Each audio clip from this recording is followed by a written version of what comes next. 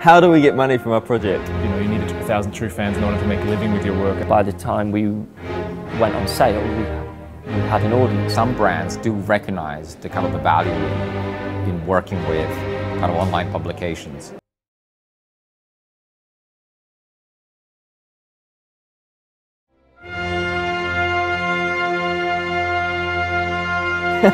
How do we get money from our project? The financial model is something that, unfortunately, and I guess like a lot of people who get into independent magazines, you know, I had no business experience. I came at this as a passion project.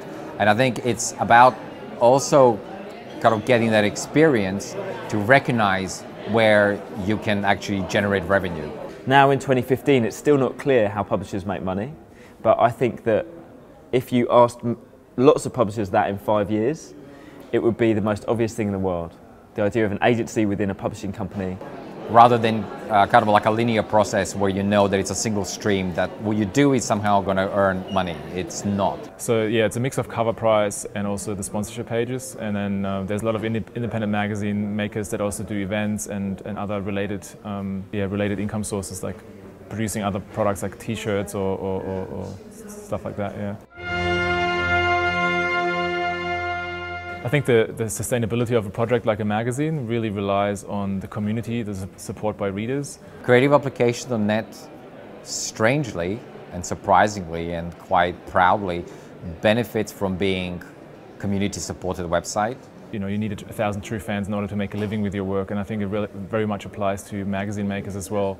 As long as you can build this core group of people that really believe in your project, really love your product. We do have ads on the site, but we also offer opportunity to the readers to subscribe. So we have a subscription model which only costs about $20, but we have around 1,000 subscriptions. Then as long as you don't disappoint them, I think you can make it fairly sustainable. And everything above that is you know, money that you can use to maybe grow the project. But I think it's that sign of recognition, you know, that the community recognizes you, you know, to be of value to them, to provide value. And I think that's really, really, really important.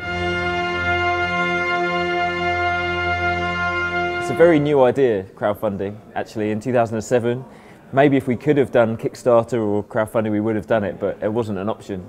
In 2012, we launched a Kickstarter for a magazine, Hollow, and we were amazed by the feedback or by the support that we received from the community.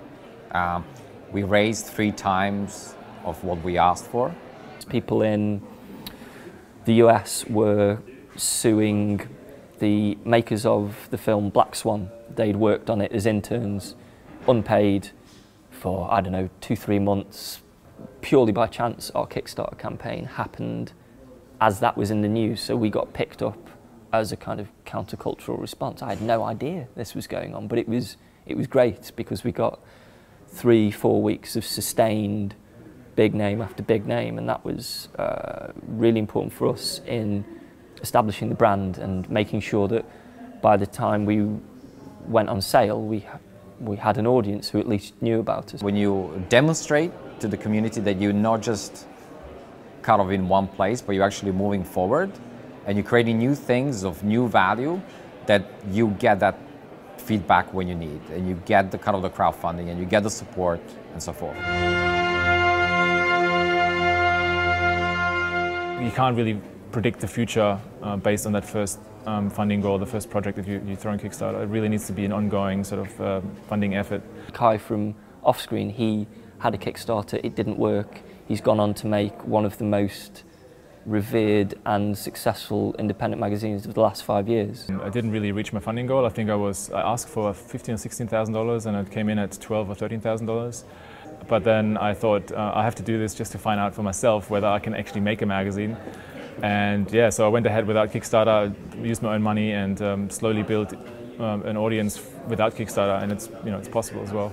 At the beginning, Will started with a few £1,000s to build the website, and then when I came on board, I matched whatever was left in the bank account, and we were 50-50 from day one, and that remains today. We haven't taken any crowdfunding. And so a lot of people get funding through Kickstarter by having their family and their friends and everyone chip in for the first issue, but those people are not becoming regular readers after that. We always said if the money wasn't in the pot, then we wouldn't spend it.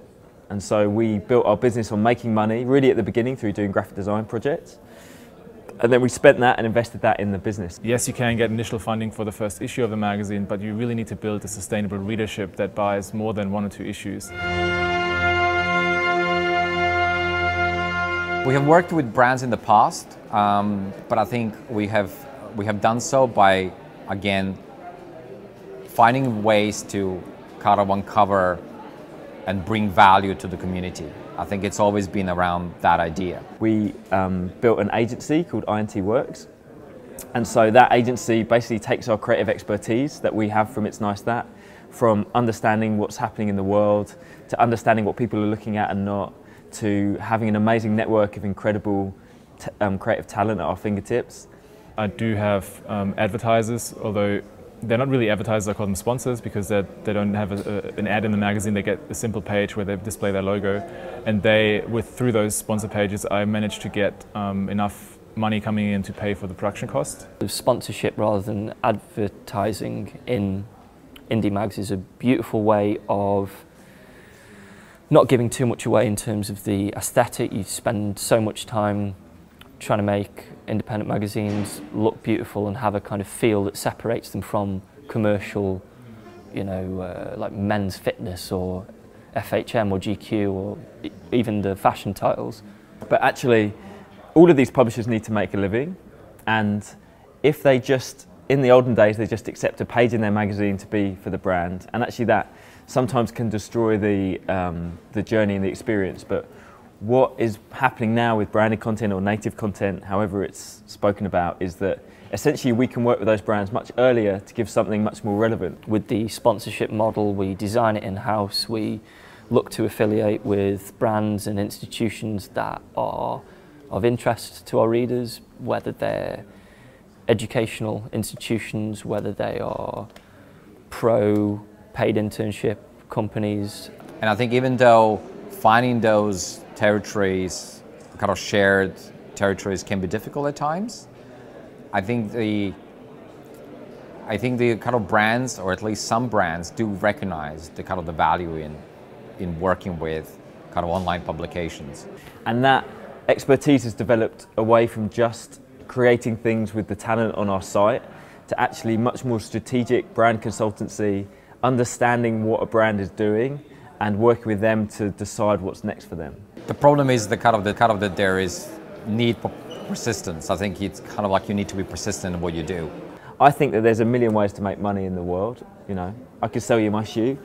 I don't think it's difficult. You can find something to make money. I don't think that's hard. I could go and get a job in a shop, or I could work in a pub. But actually maintaining something that is culturally relevant and continues to be so is a challenge every day.